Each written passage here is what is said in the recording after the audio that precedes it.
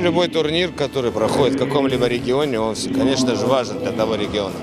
Новые звезды могут возникнуть. Вот из тех людей, кто сидит сейчас на трибунах, эти люди как раз и будут та молодая поросль, как называют, которая в конечном итоге вырастет высококлассных спортсменов. Это все для того, чтобы наша молодежь занималась спортом, для того, чтобы она верила в то, что в нашей республике можно сделать очень серьезные вещи.